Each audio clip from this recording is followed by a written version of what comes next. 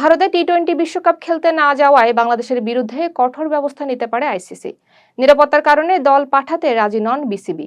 ICC chairman জয় সাহা অসন্তুষ্ট বলে জানা গেছে। বাংলাদেশের আপিল কার্যত ফলপ্রসূ হবে না বলে ইঙ্গিত মিলেছে। বিপিএল এর এবারের আসরে দেশি ক্রিকেটারদের দাপট ছিল। নাজমুল শান্ত ও তানজিদের সেঞ্চুরি ছিল আলোচনায়। শরীফুল ইসলাম টুর্নামেন্ট সেরা খেলোয়াড় হন। 26 উইকেট নিয়ে নতুন রেকর্ড গড়েছেন তিনি। সাব নারী ফুটসালে শিরোপার দ্বারপ্রান্তে বাংলাদেশ। পাকিস্তানকে ৯-১ গোলে হারিয়েছে সাবিনারা। হ্যাট্রিক সহ 4 গোল করেন অধিনায়ক সাবিনা খাতুন। মালদ্বীপকে হারালেই চ্যাম্পিয়ন হবে বাংলাদেশ। বাংলাদেশ ফুটবল লিগে আবারও পাকিস্তানি খেলোয়াড়দের আগমন ঘটেছে। দ্বিতীয় পর্বে 2 পাকিস্তানি ফুটবলার চুক্তিবদ্ধ হয়েছে। পিডব্লিউডিতে যোগ দিচ্ছেন উসমান আলী ও আলী উজাইর। কয়েকটি বড় ক্লাব ফিফার নিষেধাজ্ঞা রয়েছে। ঢাকায় শুরু হয়েছে 2 দিনব্যাপী এম্বাসি ফুটবল ফেস্ট। 35টি বিদেশি মিশনের দল অংশ নিচ্ছে। 43টি ম্যাচে প্রতিযোগিতা অনুষ্ঠিত হবে। ক্রীড়া কূটনীতির মাধ্যমেই বন্ধুত্ব জোরদারি লক্ষ্য।